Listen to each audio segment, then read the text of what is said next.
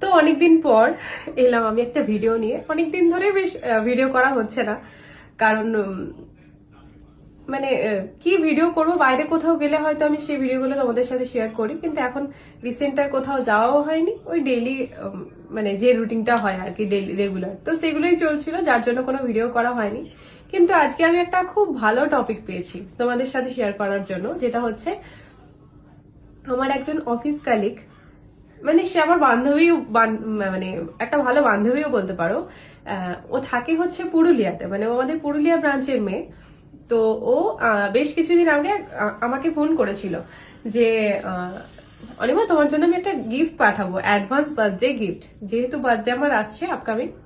তো আমি ওকে বারণ করেছিলাম যে না, কিছু পাঠিও না, তুমি এসে যদি সামনে থেকে উইশ করো সেটা আমার মনে হয় সব থেকে বড় বেস্ট উইশ হবে।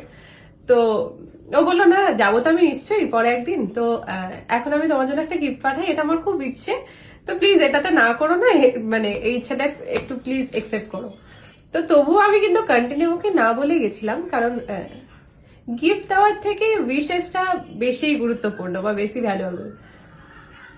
তো যাই হোক, আমি কালকে অফিস থেকে যখন বাড়ি ফিরে গেছি, আমাদের যিনি ড্রাইভার দাদা আছেন, তো ও দাদা আমাকে কল করেছিল যে অনিমা, আপনার জন্য, ম্যাডাম আপনার জন্য একটা পার্সেল আছে, তো গিফট পাঠিয়েছে, তো তুমি ওটা কোথায় রাখবো?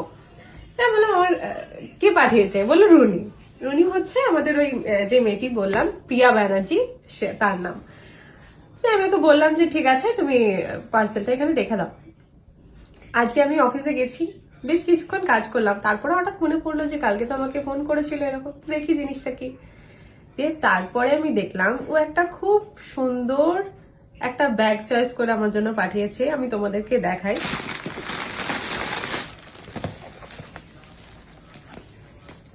তো এই হচ্ছে ব্যাগটা, এটা তো ভালো লেগেইছে, সাথে আরেকটা আমাকে ছোট্ট একটা লেখা নিজে লিখে পাঠিয়েছে, যেটা আমার আরো বেশি ভালো লেগেছে। যেটা হচ্ছে লেখা রয়েছে, এটা একটা লেখা, এবার আমি পড়ে শোনাই। লিখেছে, হ্যাপি বার্থডে অনি, অনেক অনেক ভালোবাসা, খুব ভালো থেকো, হাসি খুশি থেকো, এভাবেই সবাইকে ভালো ভালো ভিডিও আর গান দিতে থাকো।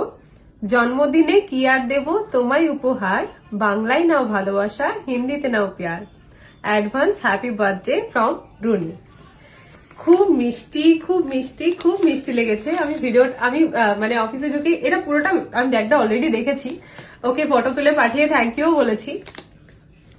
আর লেটারটাও আমি পড়লাম, আমাদের সব মানে আমাদের কেবিনটা সবাই পড়েছে, সবার খুব ভালো লেগেছে লেখাটা, সত্যি ভীষণ ভালো লেগেছে। তবে হ্যাঁ, যেটা বললাম, তুমি যদি এটা না পাঠিয়ে আমাকে উইশ করতে, সেটা আমার আরো বেশি ভালো লাগতো, শুধু উইশটাও আমার কাছে অনেকটা। তো তবুও থ্যাংক ইউ সো মাচ। আর হ্যাঁ, তুমি যেটা রিকোয়েস্ট করেছো ভিডিওটা, ব্যাগটা নিয়ে একটা ভিডিও বানানোর জন্য, আমি নিশ্চয়ই সেটাও শেয়ার করব কোথাও না, মানে রিসেন্ট যেখানেই যাব এই ব্যাগটা আমি সাথে করে নিয়ে যাব। তোমার দেওয়া গিফট বলে কথা, রুনি, নিয়ে যাব নিশ্চয়ই। তো টাটা, এটাই শেয়ার করার ছিল আপনাদের সবার সাথে, এত সুন্দর একটা মুহূর্ত। যে বোন অফিসেও এরকম, মানে দূরে দূরে যথেষ্ট, ওর সাথে আমার দেখাও হয় না, মাঝে ওই ফোনেই যতটুকু কথা হয়, তাও অফিসিয়াল কাজের জন্য ফোনেই যতটুকু কথা। ও যে মনে করে পাঠাবে, ওর মাথায় এসছে, বারণ করার সত্ত্বেও ও পাঠালো, প্লাস আবার ফোন করে খবর নিল। তো এটাই আমার কাছে সত্যি বিশাল বড় পাওয়া। থ্যাংক ইউ বলবো নাকি আমি জানি না। তো ওকে আমি মানে কি বলবো আর, ঠিক আছে, থ্যাংক ইউ।